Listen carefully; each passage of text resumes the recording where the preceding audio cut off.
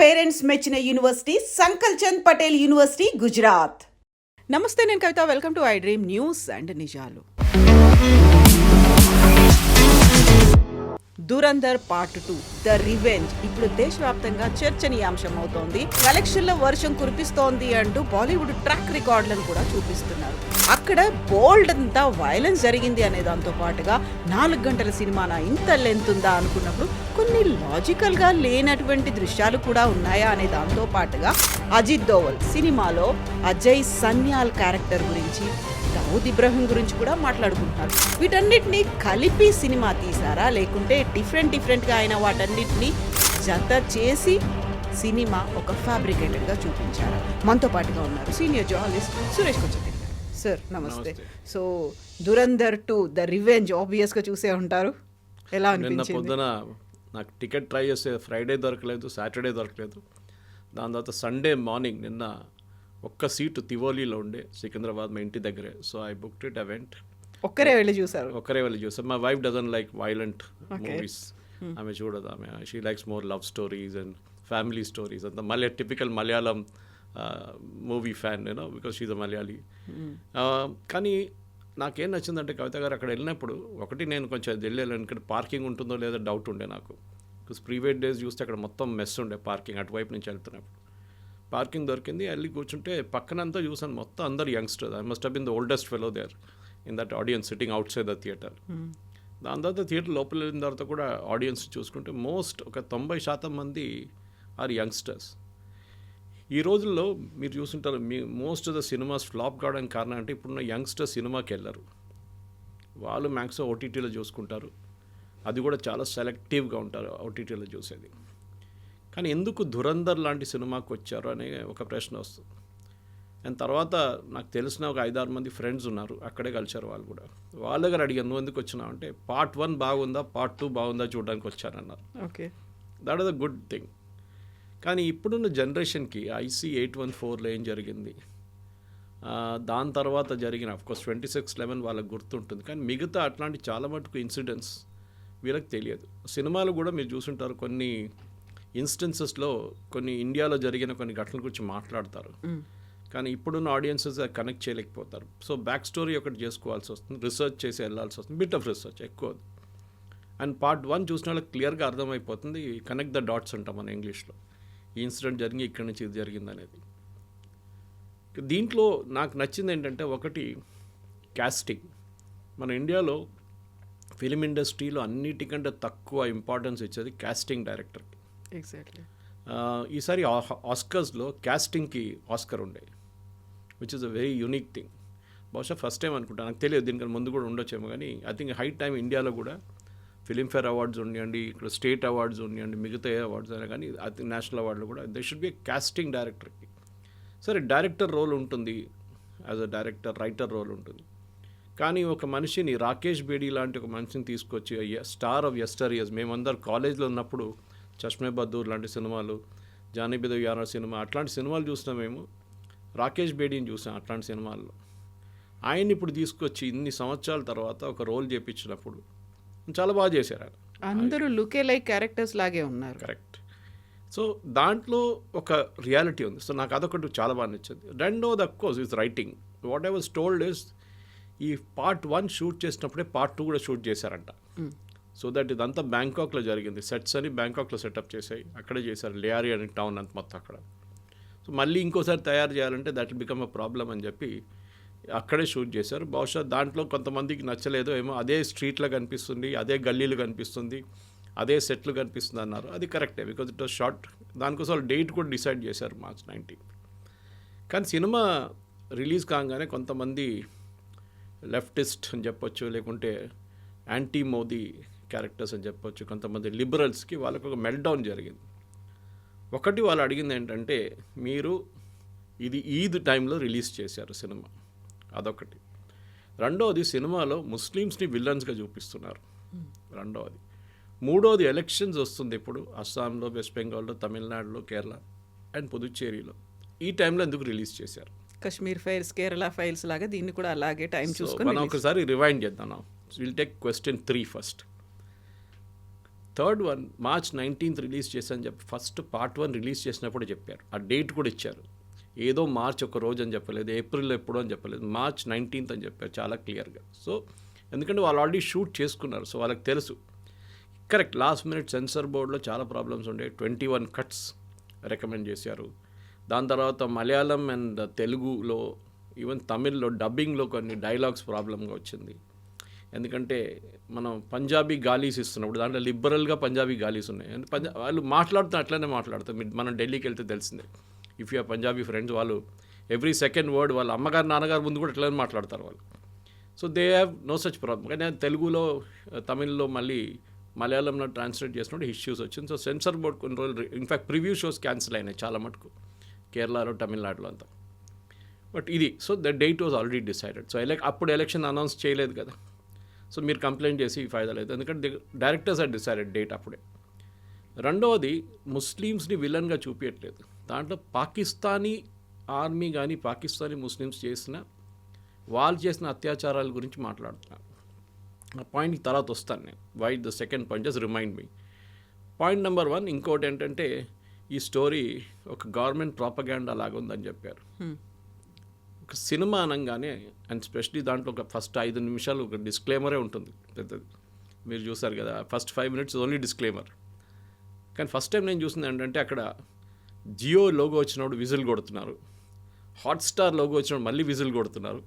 నాకు అర్థం కాదు వీళ్ళకి కూడా పాపులారిటీ ఉందా అక్కడ అని చెప్పి. సో ఎనీవే ఒక ప్రాపగాండా మూవీ అని చెప్తే I would say cinematic liberty ఉంటుంది. మన ఏ సినిమాని తీసుకోండి, ఇప్పుడు one of the earliest movies నేను కాలేజీలో ఉన్నప్పుడు చూసింది, మా సిస్టర్ స్కూల్లో షూట్ చేసిన ఒక సినిమా ఉండే. అది ఐ థింక్ ట్రెండ్ సెట్టింగ్లో it became the number 1 cinema later. తర్వాత దాని ఒక షార్ట్ ఖైరతాబాద్ ఫ్లైఓవర్ మీద చూశాను నేను. అప్పుడు నాకు అర్థం కాలేదు ఈ సినిమా ఏంటి. ఆ సినిమా పేరు Satya, okay, Ram Gopal Varma. It was shot in కీసై స్కూల్ దట్ టైం. దాంట్లో ఒక సీన్ ఉంది ఖైరతాబాద్ ఫ్లైఓవర్, అప్పుడు కొత్త కట్టారు ఆ ఫ్లైఓవర్ ఆ టైంలో. సో మనం సత్యాన్ని ఒక బెంచ్ మార్క్గా పెట్టుకున్నప్పుడు ఆ టైంలో వైలెన్స్ అని చెప్పడానికి, yes it was a movie. కానీ ఇక్కడ వైలెన్స్ ఉందా, ఎక్స్ట్రీమ్ వైలెన్స్ ఉందా, ఉంది, but it connects with the audience. అది మీరు ఒక షట్టర్ వేసి మనిషిని చంపడం కానీ, ఫస్ట్ దాంట్లో పేపర్ మనకి 10 కిలోలు వెయిట్ బాట్ తీసుకొని కొట్టడం, దీంట్లో తల కోసి తీసుకెళ్ళి ఫుట్బాల్ ఆడడం, ఇదంతా జరిగింది. It is not that it did not happen, it actually happen. In fact ఆ తల కోసిన సీను మన ఒక ఇండియన్ సోల్జర్తో జరిగింది. యాక్చువల్లీ మన ఇండియన్ సోల్జర్ని ఒకరిని కిడ్నాప్ తీసుకెళ్ళి తల కోసి వాళ్ళు ఫుట్బాల్ ఆడుకున్నారు. ఒక సీన్ రియల్గా ఉంది, జరిగింది పాకిస్తాన్లో. సో దీంట్లో ఇన్సిడెంట్స్ కనెక్ట్ చేస్తున్నప్పుడు మనకు మొదలు కావాల్సింది అంటే ఫస్ట్ ఇస్ బంగ్లాదేశ్ వార్ గురించి. దీంట్లో చాలా మటుకు ఒక బ్రిగేడియర్ ఉన్నారు, మన మేజర్ ఇక్బాల్ వాళ్ళ ఫాదర్, అని రిపీటెడ్గా చెప్తారు. సో ఈ పాకిస్తానీ సైకీలో బంగ్లాదేశ్ ఓడిపోవడం అనేది వాళ్ళకు 71 వారే మిగతా ఏ వార్ కన్నా వాళ్ళు ఓడిపోయింది, దానికన్నా చాలా ఎక్కువ వాళ్ళకి డ్యామేజ్ జరిగింది 71 వార్లో. అది కూడా బంగ్లాదేశ్లో. పాకిస్తాన్ వైపు ఓడిపోయారు, దే డోంట్ మైండ్. వాళ్ళ చేతి కరాచీ దాకా వచ్చాం మనం, లాహోర్ దాకా వచ్చాం మన సైన్యం. కానీ ఇందిరాగాంధీ ఎంతో వాళ్ళు రిటర్న్ పిలిపించుకున్నారు ఆ టైంలో. కానీ పాకిస్తాన్ అక్కడ ఆ రోజు చేసిన అత్యాచారాల గురించి ఆయన మాట్లాడుతున్నారు చూడండి, బంగ్లాదేశ్ మహిళలతో చేసిన అత్యాచారాలు. అది కాకుండా వాళ్ళ ప్రిజనర్ ఆఫ్ వార్స్ని ఎట్లా ట్రీట్ చేశారు మన ఇండియన్ ఆర్మీ, అది వాళ్ళ మైండ్లో ఎప్పుడు కూడా ఉంది. దానికోసం మీరు చూడండి కవిత గారు, మీరు మా వైపు బొలారం వైపు అంతా వస్తే చాలా చోట్ల మీకు ఆర్మీ ఏరియాస్లో ఆ ఫేమస్ సరెండర్ సీన్ ఒక ఫోటోగ్రాఫ్ ఉంది ఢాకాలో. ఆ రోజు Pakistani Niazi is signing the surrender document. అది ఒక ఫ్రెస్కో ఉంటుంది చాలా చోట్ల. దాట్ ఇమేజ్ అగైన్ ఇస్ ఒక పాకిస్తానీగా చూపిస్తే, ఎస్పెషలీ ఆర్మీ ఆ టైంలో వచ్చిన ఆర్మీ, ఇప్పుడు చాలామంది లేరు, చనిపోయి ఉంటారు ఇప్పుడు, కానీ వాళ్ళకు ఒక బ్లాక్ మార్క్ లాగా ఉండేది. దాన్ని కరెక్ట్ చేయడానికే తర్వాత భుట్టో, తర్వాత ఈవెన్ ఏం చెప్తారు, even Zia ul Haq mention this statement, bleed India with 1000 cuts. అంటే భారతదేశాన్ని మేము కంటిన్యూస్గా హెరాస్ చేస్తూనే ఉంటాం. అది పఠాన్కోట్ ఉరి ఉండొచ్చు, మన పుల్వామా ఉండొచ్చు, తర్వాత మన పెహల్గాం ఉండొచ్చు, మిగతా చాలా అట్లా అటాక్స్ జరిగింది మన మీద. కానీ మనం ఎప్పుడు ఒక ప్యాసిస్ట్ నేషన్గా ఉండే మనం, అంటే జరిగింది కదా ఏం చేయాలి, మహాత్మా గాంధీ ఫిలాసఫీ, ఇది ఈ చెంప మీద కొడితే ఈ చెంప చూపించాలి. కానీ దీంట్లో మనం చూసాం 2022లో అనుకుంటాను, I remember this gentlemen's name, నా ఫోన్లో ఎక్కడ ఉంది, నేను చూసుకుంటాను నేను. But the idea is to bring that thing back Kavitha garu. ఎందుకు ఇది తీసుకొచ్చారు, ఆయన పేరు చాలా ఇంపార్టెంట్ అన్నమాట. సో ఈ మనిషి IC-814 హైజాకింగ్లో ఇన్వాల్వ్ ఉన్నారు. He was one of the hijackers. Afghanistan కాబుల్లో ఆగిన కండహార్లో జరిగినది. His name is Zahid Ibrahim Mistry, original name. ఈ సినిమాలో సీన్ చూపిస్తారు ఆయన్ని. ఆయన ఒకరోజు 2022లో ఆయన పెద్ద IC-814 వచ్చిన తర్వాత పాకిస్తాన్ ఆర్మీ వాళ్ళని చూసుకున్నారు. ఈయన ఉండే ఏరియా పేరు Clifton is like Jubilee Hills of Pakistan, Cuff Parade of Pakistan, Golf Links of Pakistan చెప్పొచ్చు, ఢిల్లీలో ఉన్న అట్లా అంటే పాషెస్ట్ ఏరియా. అక్కడ ఆర్మీ వాళ్ళు ఉంటారు అందరు, most army officers stay there and politicians. ఈ పరిస్థితుల్లో అక్కడ ఈయనని పేరు మార్చుకున్నారు ఈయన. And he was given a plush apartment, ఒక కొత్త ఫర్నిచర్ బిజినెస్ మొదలుపెట్టారు. ఆ రోజు ఈ సీన్ చూపిస్తారు. ఆ రోజు పొద్దున ఆయనకు ఒక కస్టమర్ వస్తున్నాడు, చాలా వెల్దీ కస్టమర్. ఆయన పెద్ద ఇల్లు తీసుకున్నాడు, ఫర్నిచర్ కావాలి, మీరు వెయిట్ చేయండి అని చెప్పారు. సీక్వెన్స్ ఆఫ్ ఈవెంట్స్ చూడండి. ఆయన్ని పిలిపించారు. యూజువల్లీ షాప్కి రారు. ఆ రోజు వచ్చి షాప్ బయట వెయిట్ చేస్తున్నారు ఈయన కోసం, ఒక హోండా సిటీలో వెయిట్ చేస్తున్నప్పుడు ఇద్దరు బైక్ మీద వచ్చి ఆయన పేరు అడుగుతారు, ఒరిజినల్ నేమ్ అడుగుతారు. Actually he goes by the name Zaroor Akhund, పేరు మార్చుకున్నాడు. కానీ వీళ్ళు వచ్చి అడిగే పేరు మిస్త్రీ. ఆ మిస్త్రీ హైక్యా అని అడుగుతారు. బిఫోర్ హీ కెన్ రియాక్ట్ కొట్టేస్తారు. మీకు గుర్తుంటుంది అది తర్వాత జరిగిన దాంట్లో కూడా ఒక సీన్లో Ajit Doval ask that another hijacker Bharat మాతాకి చేయమని చెప్తారు. ఎందుకంటే ఆ రోజు Rupin Katyal one of the passengers గొంతు కోసిన one of the fellows was this Mistry. So ఆయన్ని కూడా కొట్టే ముందు ఫస్ట్ షాట్ కొట్టిన తర్వాత బైక్ మీద వచ్చినప్పుడు చంపినోడు చెప్తాడు, రెండో బుల్లెట్ ఇది రూపిన్ కత్యాల్ కోసం అని చెప్పి కొడతాడు. సో దాంతో నా చాప్టర్ ఫినిష్ అయిపోయింది. సో మన వైపు చూసి చేసేదానికి మనం డెఫినెట్గా జవాబిస్తామని చెప్పింది ఆపరేషన్ సింధూర్లో తెలిసింది. దానికన్నా ముందు ఉరీలో వీ డిడ్ సర్జికల్ స్ట్రైక్, పుల్వామాలో బాలకోట్ స్ట్రైక్ చేశాం. సో 2022 తర్వాత మన దగ్గర ఉన్న ఇంటెలిజెన్స్ ఏజెన్సీస్, అది రా ఉండొచ్చు, ఇంటర్నల్గా IB ఉండొచ్చు, ఎక్స్టర్నల్ అండ్ ఇంటర్నల్గా మిలిటరీ ఇంటెలిజెన్స్ ఉండొచ్చు. వీళ్ళు చాలా మటుకు పాకిస్తాన్లో మన వైపు మన మీద చేసిన ఏం చెప్తారు టెర్రరిస్ట్ అటాక్స్ని ఎవరు చేశారో వాళ్ళని వెళ్ళి కొట్టడం మొదలుపెట్టారు. ఎందుకంటే మనం డిప్లొమాటిక్లీ మాట్లాడుకుని మేము యునైటెడ్ నేషన్స్కి వెళ్తాము, లేకుంటే we'll go to international court of justice. అది 26/11 తర్వాత మనం మొత్తం ప్రూఫ్ ప్రొవైడ్ చేసాం వాళ్ళకి, కంప్లీట్ ప్రూఫ్ ప్రొవైడ్ చేసాం. వాళ్ళే వచ్చారు, వాళ్ళు చెప్పారు మేము కూడా వస్తాం ఇన్వెస్టిగేషన్. ఏం చేశారు, ఏం చేయలేదు. ఫస్ట్ వాళ్ళు నిరాకరించారు, వాళ్ళు చెప్పారు దే వర్ నాట్ పాకిస్తానీస్ అని చెప్పారు. తర్వాత అంగీకరించారు because Kasab was in custody. So మన ఒక మార్పు ఆ సినిమాలో దురందర్లో ఇదే చూపిస్తున్నారు. ఆ మార్పు మోదీ గారు ఫేమస్ డైలాగ్ ఒకటి ఉంది కదా, ఘర్ మే ఘుస్కే మారేంగే, ఏ నయా భారత్ ఘర్ మే ఘుస్కే. దాని తర్వాత మనం ఇంకో సీన్ ఐ థింక్ మన ప్రేక్షకులు కూడా అప్రిషియేట్ చేస్తారు. Of course we should never give away the spoiler. దాంట్లో బడా సాహెబ్ అని చెప్పే ఒక రోల్ ఉంది, ఆయన పేరు మనం చెప్పకూడదు ఎందుకంటే ఆ సస్పెన్స్గా ఉండియండి ఆ బడా సాహెబ్ ఎవరు అనేది. కానీ మోర్ ఇంపార్టెంట్ దాంట్లో మాట్లాడుతూ మనకు తెలిసిందే పార్ట్ 1లో కూడా చూపించారు వీళ్ళు ప్రింట్ చేసే కరెన్సీ నోట్స్ గురించి. పెద్ద ఒక స్టోరీ ఉంది దానికి. చిదంబరం అండ్ వాళ్ళ కొడుకు కూడా దాంట్లో ఇన్వాల్వ్ ఉన్నారని చెప్పి పార్ట్ 1లో చేశారు. తర్వాత పార్లమెంట్లో కూడా అడ్మిట్ చేశారు దట్ ఆ ప్లేట్లు ఆ ప్రింటింగ్ ప్రెస్ మొత్తం అమ్మింది పాకిస్తాన్కి వెళ్ళిపోయిన తర్వాత వాళ్ళు దాంట్లో 500 నోట్లు 1000 రూపాయల నోట్లు ప్రింట్ చేయడం మొదలుపెట్టిండు, ఫేక్ నోట్స్. అది నేపాల్ వయా ఇండియాలో ఎంటర్ అవుతుంది, ఒకటి కేరళ నుంచి కూడా ఎంటర్ అవుతుంది. అప్పుడు అది కూడా చాలా మటుకు పార్ట్ 1లో చూపించారు, పార్ట్ 2 చూపించారు. కానీ పార్ట్ 1లో చూపించింది కాదు, పార్ట్ 2 చూపించింది. అంటే వీళ్ళు ఆల్మోస్ట్ 60,000 కోట్లు ప్రింట్ చేసి యూపీ ఎలక్షన్స్కి వాడుకోవడానికి తీసుకొచ్చిన టైంలో మోదీ గారు డిమానిటైజేషన్ అనౌన్స్ చేస్తారు. అది మాస్టర్ స్ట్రోక్ అనేది. ఆ టైంలో మనం చాలామంది దాని గురించి ఎందుకు డిమానిటైజేషన్, ఎందుకు ఈ 500 నోట్లే, ఎందుకు 1000 రూపాయల నోట్ తీశారు మోదీ గారు, మిగతా ఏం తీయలేదు ఎందుకు, కొత్త నోట్లు ఇంట్రడ్యూస్ చేసి పాత తీయొచ్చు కదా అని చెప్పారు.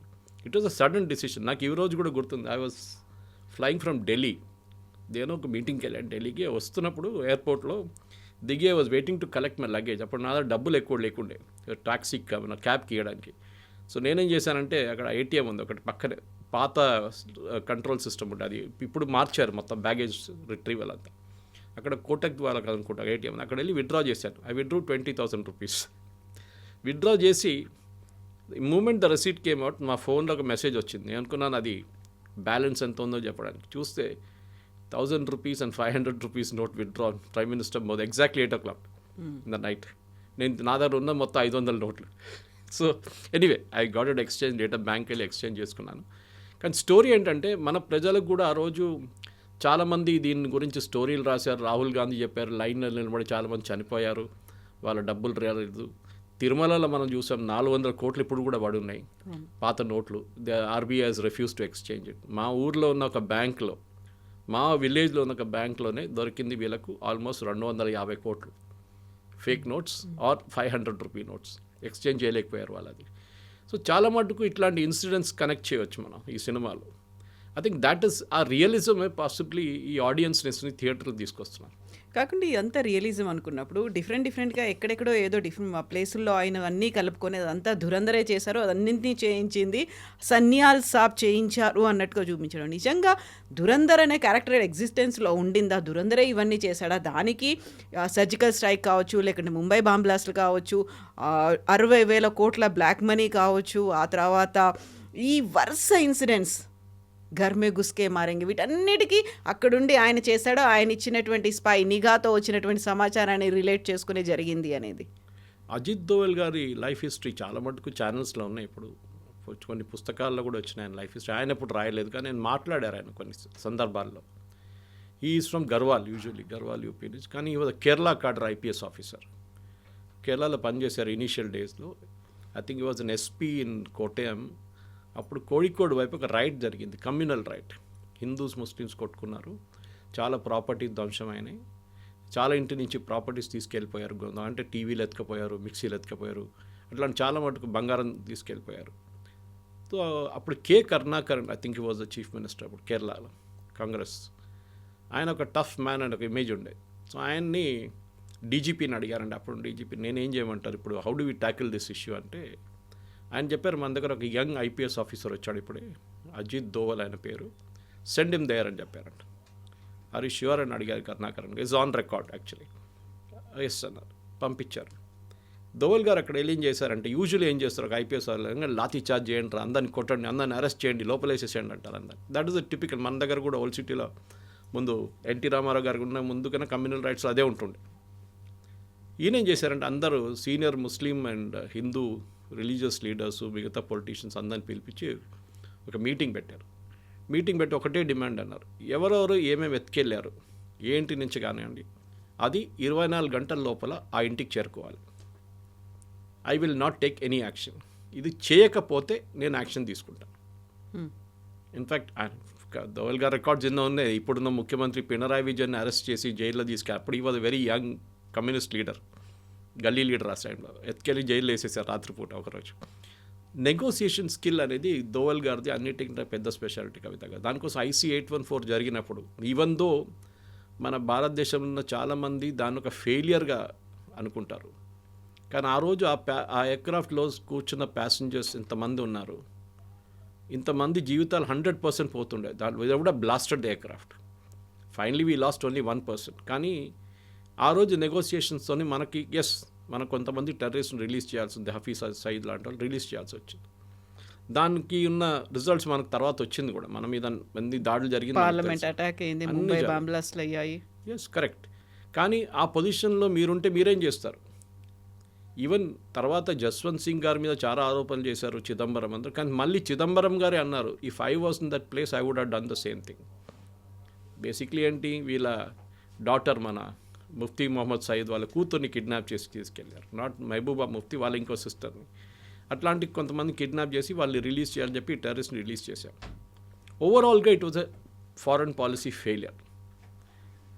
ఇప్పుడు కూడా చాలామంది ఇంక్లూడింగ్ రాహుల్ గాంధీ కానీ వాళ్ళ పార్టీ వాళ్ళు అంటారు, ఇదే అజిత్ దోవల్ ఈ టెర్రరిస్ట్ని తీసుకెళ్లారు రిలీజ్ చేయడానికి. కానీ ఆ టైంలో ఫస్ట్ వాళ్ళు అడిగింది 300 మందిని.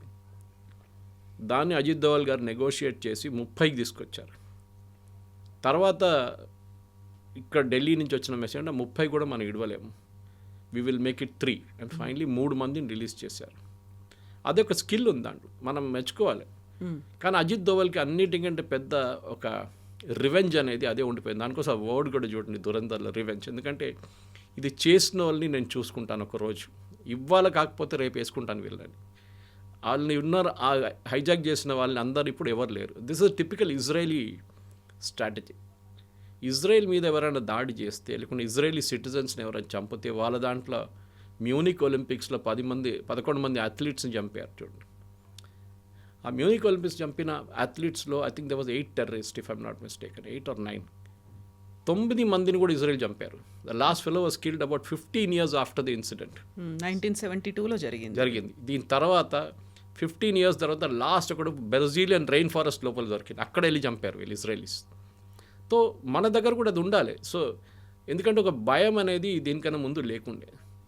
దట్ మనం పాకిస్తాన్లో ఉన్నాం, we are pretty safe, nothing will happen to us అనేది సినిమాలు చూపిస్తారు, అది కాదు. సో అజిత్ దోవల్ గారిది రోల్ ఏముందంటే చాలామందికి తెలిసి ఉండొచ్చు, బహుశా మన ప్రేక్షకులు కూడా. అజిత్ దోవల్ గారు 6 సంవత్సరాలు పాకిస్తాన్లో ఉన్నారు స్పై లాగా. సో చాలామంది అంటారు ఇదే దురంధర ఆ దురంధర అంటారు. పాసిబ్లీ. ఇన్ఫ్యాక్ట్ దీంట్లో ప్రేక్షకులకు నేను చెప్పాల్సింది ఏంటంటే, మీ సినిమా చూసిన తర్వాత టైటిల్స్ లాస్ట్లో డైరెక్టర్ పేరు వచ్చిన తర్వాత సీట్ నుంచి కొంతమంది లేవకుండా ఉండాలి. ఎందుకంటే సినిమా ఇంకా ఉంది. దాని తర్వాత యాక్చువల్ ఏం జరిగింది అనేది అక్కడిని తెలుస్తుంది. సో అజిత్ దోవల్ గారు పాకిస్తాన్లో ఉన్నారు. అక్కడ ఆపరేషన్ బ్లూ స్టార్, పాకిస్తాన్లో ఏం చేశారో మనకు తెలియదు, కానీ చాలా మటుకు చేసి ఉంటారు అక్కడ. ఆపరేషన్ బ్లూ స్టార్ జరిగినప్పుడు జర్నల్ సింగ్ భింద్రన్వాలే అన్ని లోపల ఉన్నప్పుడు అజిత్ దోవల్ గారు ఒక రిక్షా పుల్లర్గా యాక్ట్ చేశారు. 6 వారాలు ఈ రిక్షాలో సరుకులు తీసుకెళ్తుండే గోల్డెన్ టెంపుల్ లోపలికి, అకాల్ పక్కన వాళ్ళ గురుద్వారా పక్కన నుంచి. వీళ్ళందరినీ ఆయన ఈ ఒక రెగ్యులర్ మెంబర్ అయిపోయారు వాళ్ళ లోపల ఉన్న టెర్రరిస్ట్ వాళ్ళతో. వాళ్ళకి ఫుడ్ తీసుకెళ్ళడము, వాళ్ళకి రైస్, ఫైర్వుడ్ అన్నీ తీసుకెళ్తుండే. ఎవరికి తెలియదు ఈయన ఈ అజిత్ దోవల్ అని ఆ టైంలో. అఫ్కోర్స్ అంత పాపులర్ లేకుండా అంత పెద్ద పేరు కాదు ఆ టైంలో. కానీ బయటకు వచ్చి జనరల్ కృష్ణ సుందర్జీ కానివ్వండి, మిగతా ఆర్మీ ఆఫీషియల్స్కి మొత్తం ఇన్ఫర్మేషన్ ఇచ్చిందంతా అజిత్ దోవలే దాంట్లో. అండ్ హైలీ రిస్కీ, పట్టుకుంటే వాళ్ళు అంతే finish, they would have killed him. ఇంకోటి చాలా ఇంపార్టెంట్ థింగ్, ఎందుకంటే దురంధర్లో ఇదంతా చూపారు, కానీ అజిత్ దోవల్ గారి రోల్ ఇంకోటి సిక్కింలో ఉండే. సిక్కిం లైక్ భూటాన్ ఒక ఇండిపెండెంట్ కంట్రీ ఉండే ఆ టైంలో. కానీ మన దగ్గర భూటాన్ లాగానే వాళ్ళ డిఫెన్స్ అండ్ కమ్యూనికేషన్స్ మనం చూసుకుంటున్నాం. ఇప్పుడు భూటాన్ కూడా అంతే. భూటానీస్ ఆర్మీ అనేది ఒక చాలా చిన్నది, మొత్తం వాళ్ళ ఆర్మీ మొత్తం మనమే చూసుకుంటాం. ఇన్ఫ్యాక్ట్ డోక్లాం అని మాట్లాడతాం చూడండి, మనం చైనాతో Doklam is actually in Bhutan. And మన ఆర్మీతోనే అక్కడ గొడవ జరిగింది అప్పుడు కూడా చైనీస్కి. భూటానీస్ ఆర్మీ కాదు అక్కడ. సిక్కింలో అక్కడ ఒక మొనార్కీ ఉండే ముందు, ఇప్పుడు భూటాన్లో ఉన్నట్లే. కానీ భూటాన్లో ఉన్నంత డెమోక్రటిక్ కాదు, వాళ్ళకు చాలా కరప్ట్.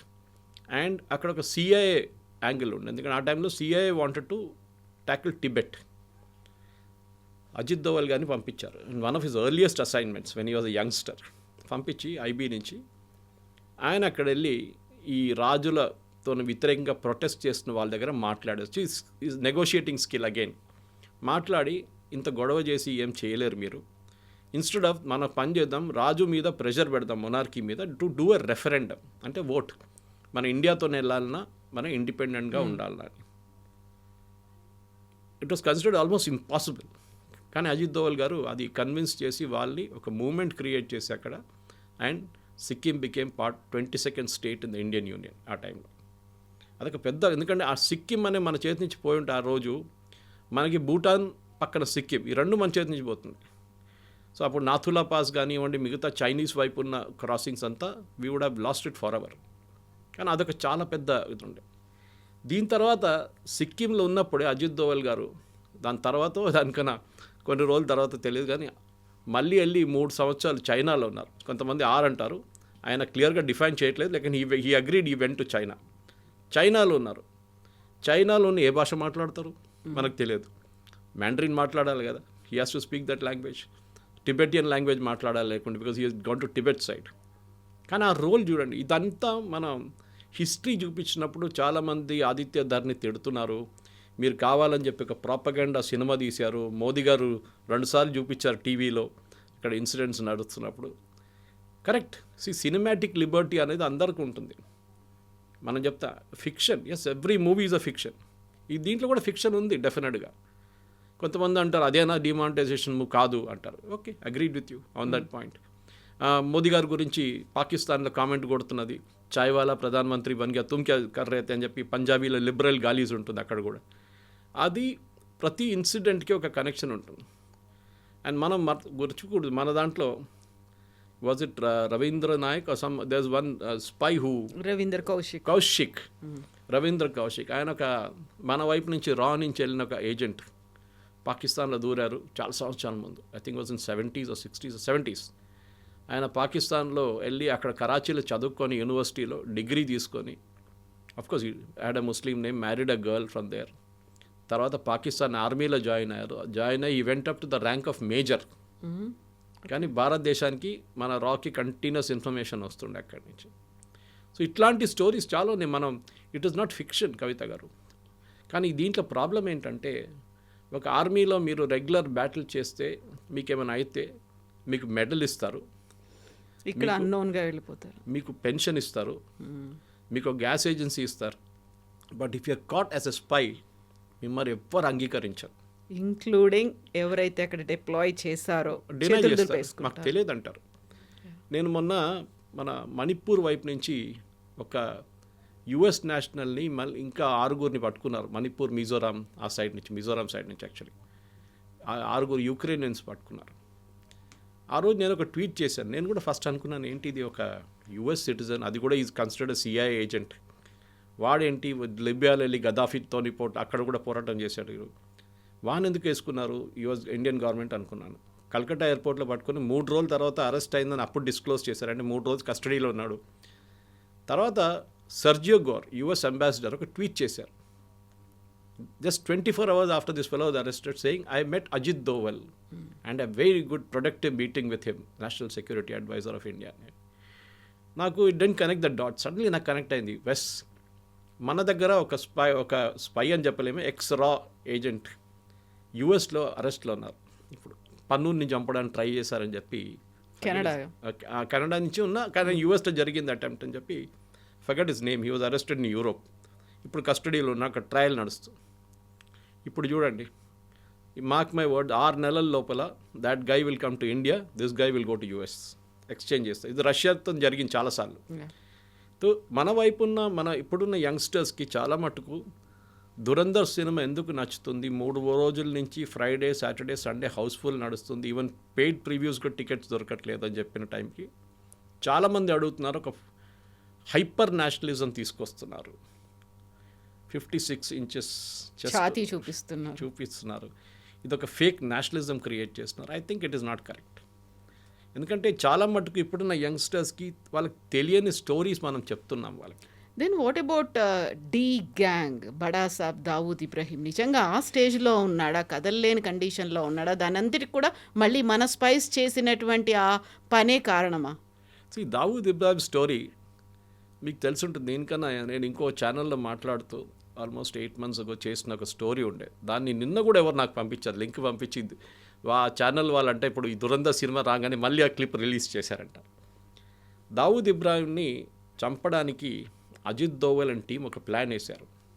ఈ was not a national security adviser, అప్పుడు he was IB, senior IB ఇన్ఫిషియర్.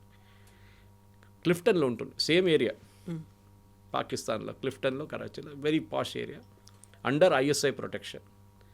కానీ ఒకరోజు ఆయన దుబాయ్కి వెళ్ళడానికి ప్లాన్ వేసుకున్నారు. ఈజ్ రెగ్యులర్లీ దుబాయ్కి వెళ్తాం. మన షార్జాల ముందు క్రికెట్ నడుస్తున్నప్పుడు you can see Dawood Ibrahim in those famous videos. అందులో బాలీవుడ్ స్టార్స్ ఉన్నారు, అందరు ఉంటారు. బాలీవుడ్ ఫైనాన్సింగ్ అంతా దావూద్ ఇబ్రాహిం నుంచే నడుస్తుండే. మీరు చూడండి, గుల్షన్ కుమార్ చంపిన కాంట్రవర్సీ నుంచి మిగతా అన్నీ చూస్తే కంప్లీట్ డీ గ్యాంగ్ ఫండింగ్ ఉంటుండే మన దగ్గర. దాని తర్వాత ముంబై బ్లాస్ట్ కానివ్వండి, దాని తర్వాత జరిగిన చాలా మటుకు టెర్రర్ ఇన్సిడెంట్స్లో దావూద్ ఇబ్రాహిం చేయఉందని తెలిసిపోయింది మనకి. దావూద్ ఇబ్రాహింని వాడుకున్నారు ఐఎస్ఐ, ఆర్డిఎక్స్ ల్యాండ్ చేయడానికో లేకుంటే ఫండింగ్ తీసుకురావడానికో, సినిమాలతో ఫండింగ్ చేసింది. నేను ఆర్విఎస్ మనీ అని చెప్పి formerly under secretary of home, retired, ఆయన పద్మశ్రీ వచ్చింది రీసెంట్లీ, ఆయన పద్మశ్రీ ఇచ్చారు. ఆయన నేను ఇంటర్వ్యూ చేశాను 2-3 సార్లు. ఇంటర్వ్యూ చేసినప్పుడు ఆయన ఒక ఇంటర్వ్యూలో చాలా క్లియర్గా, then I was the CEO of Janam TV, CEO Janam TV, మాట్లాడుతున్నప్పుడు ఆయన ఒక మాట అన్నారు, Suresh, I was posted on behalf of so and so ministry, obviously home ministry in Mumbai, cinema funding గురించి తెలుసుకోవడానికి. And he was given a post in the censor board, అక్కడ centre board of film certification supervision, not actual censor. ఆయన అన్నారు నా పని ఏముంటుండే అంటే financing తెలుసుకోవడానికి. And he was saying one of the biggest financing Malayalam సినిమాలు కూడా నడుస్తుండే, హిందీ కాకుండా కూడా. 50 కోట్లు ఒక సినిమా అనౌన్స్ చేస్తుంది. ఆ టైంలో 50 కోట్లు అంటే పెద్ద అమౌంట్. అనౌన్స్ చేసి హీరోకి 5 కోట్లు లేకుంటే 3 కోట్లు, హీరోయిన్కి 1 కోటి, మిగతా అందరికీ డబ్బులు పంచిపెట్టేస్తారు. ఆ సినిమా ఎప్పుడు రిలీజ్ కాదు. దాని తర్వాత వచ్చిన మనిషి కనిపించడు, ప్రొడ్యూసర్ లేడు, డైరెక్టర్ లేరు, ఎవరు లేరు. బ్లాక్ మనీ డిస్ట్రిబ్యూషన్ అయిపోయింది, రిటర్న్ వచ్చేస్తుంది మళ్ళీ అది. ఆ 3 కోట్లు ఇచ్చినోడు 20 లక్షలు పెట్టుకొని మిగతా డబ్బులన్నీ లీగల్గా ట్రాన్స్ఫర్ చేసేస్తారు వాపస్. ఇది జరుగుతుంది.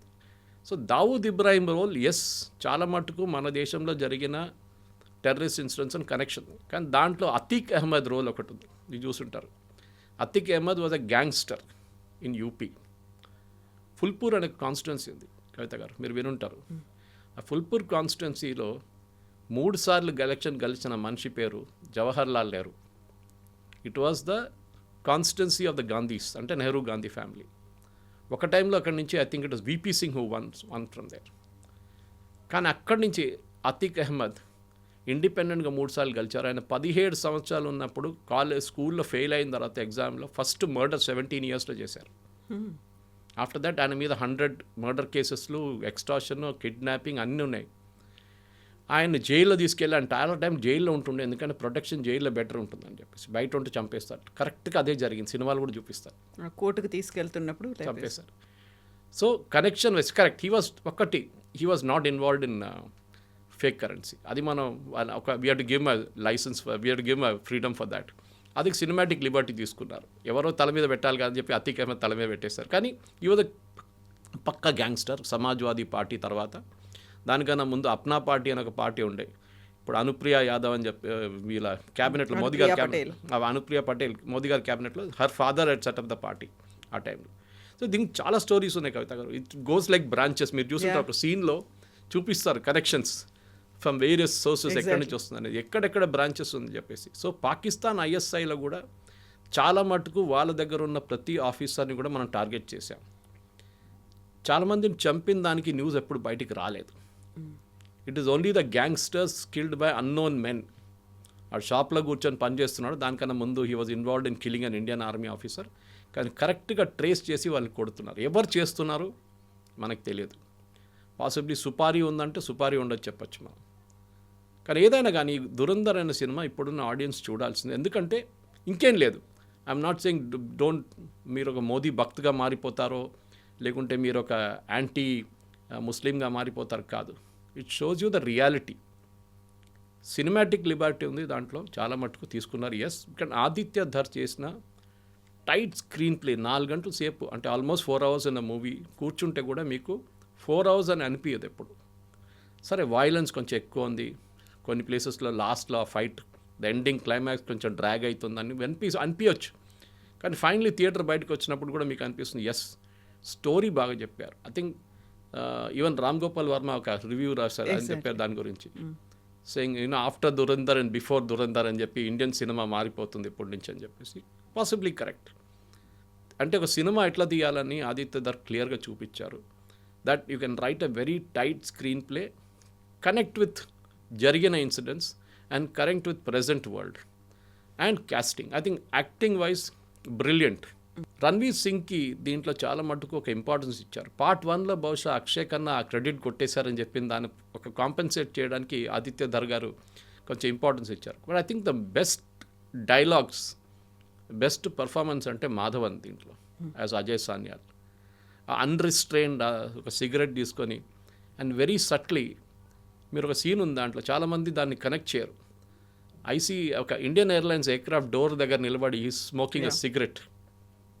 Okay, that shows a satisfaction that I got rid of the ghost of Kandahar IC-814. నేను అక్కడ ఆ చాప్టర్ నేను ముగించేశానని చెప్పి చూపించడానికి బహుశా ఆ సీన్ ఉందన్నమాట అక్కడ. కానీ బహుశా మన ప్రేక్షకులు కొంతమందికి తెలియకపోవచ్చు అది ఎందుకు, ఎస్పెషల్లీ ఈ జనరేషన్, ఇప్పుడున్న జనరేషన్. IC-814 ఎప్పుడో జరిగింది. కానీ ఐ థింక్ హిస్టరీని తీసుకొచ్చారు. పార్ట్ 3 ఉందా అంటే పాసిబ్లీ ఉండొచ్చు, బట్ అనౌన్స్మెంట్ లేదు. So we have to see. But I think నేను రామ్ గోపాల్ వర్మ గారు చెప్పినంత మట్టుకు బిఫోర్ ఆఫ్టర్ దురంధర్ అని చెప్పాను. కానీ ఒక సినిమాటిక్, ఇప్పుడు తెలుగు సినిమాలు కూడా తీసినప్పుడు ఒక బాహుబలి కానీ మీరు చెప్తారు, ఇప్పుడు Baahubali before and after. Triple R చెప్పొచ్చు. సో అట్లానే I think it's a great cinematic experience. చాలా బాగా తీశారు అండ్ చాలా tightly control. Story has driven the movie. Usually ఎప్పుడు అది ఉండదు మన దాంట్లో. ఎస్పెషల్లీ తెలుగు సినిమాల్లో హీరో 40 మందిని కొడితేనే హీరో అవుతాడు. డైరెక్ట్ శ్రీకాకుళం నుంచి స్విట్జర్లాండ్కి ఒక డాన్స్ వెళ్ళాల్సి వస్తుంది, ఇదంతా ఉంటుంది. కానీ స్టోరీ వైజ్ టిపికల్ స్టోరీ మీద I think he has driven this movie Aditya. దాంట్లో అబ్సల్యూట్లీ నో కాంప్రమైజెస్. 5కి ఎన్ని వేస్తున్నారు మీరు? ఎన్ని stars? I will give 4.5 definitely. Okay. And if you ask me, చాలామంది అడిగారు పార్ట్ 2 బాగుంటుందా, పార్ట్ బాగుందా అంటే ఐ ఫీల్ పార్ట్ 2లో ఒక క్లోజర్ వచ్చింది. పార్ట్ 1లో చాలా మట్టుకు we are left some incident. Unanswered questions అన్నీ కూడా దీంట్లో ఉంటాయి కాబట్టి దాన్ని అలా అబ్రప్ట్గా ఎండ్ చేయాల్సి వచ్చింది. బహుశా అప్పుడే డిసైడ్ చేసి ఉంటారు ఆయన. ఓకే, ఎందుకు ఒక చాప్టర్లో సంజయ్ దత్ నన్ను అట్లనే ఉంచుకున్నారు, పాసిబ్లీ సెకండ్ పార్ట్లో ఫినిష్ చేసేస్తాం ఆయన్ని అని చెప్పేసి అక్షయ్ ఖన్నాని ఫస్ట్ పార్ట్లోనే ఫినిష్ చేసేసారు. అది కాకుండా ఈ IC 814 కానీ మిగతా డిమానిటైజేషన్, ఇన్ఫ్యాక్ట్ యాక్చువల్లీ ఆ రాకేష్ బేడీ గారు చేసిన సీన్ కానీ మిగతా వాళ్ళు చేసిన సీన్స్ అని చాలా రియలిస్టిక్. మీరు ఆ ఫేక్ కరెన్సీ ప్రింట్ చేసిన ఆయన పేరు మర్చిపోయాను నేను. He committed suicide actually. దాంట్లో మీ సినిమాలో అయితే చంపేసినట్టు చూపిస్తున్నారు, కానీ యాక్చువల్లీ ఆయన ఈ డిమానిటైజేషన్ న్యూస్ వచ్చిన రోజు నుంచి అయితే second day the fellow committed suicide. 8th floor నుంచి జంప్ చేసేసాడు ఆ బిల్డింగ్ నుంచి. ఎందుకంటే 60,000 కోట్లు ఎవరు చూసుకుంటారు అని చెప్పేసి ఆయనకి అర్థమైపోయింది, దిస్ లైఫ్ ఇస్ ఫినిష్డ్ అని. అట్లాంటి చాలా ఇన్సిడెంట్స్ ఉన్నాయి. So real life plus real life రెండుని మిక్స్ చేసి I think Aditya Dhar has done a phenomenal job, దాని డౌట్ లేదు.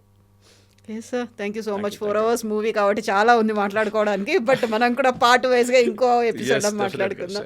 Thank you so much. Thank you very much. Thank you. And for more videos, Please subscribe to iDream. Please subscribe to iDream. Please subscribe iDream. And please subscribe to iDream.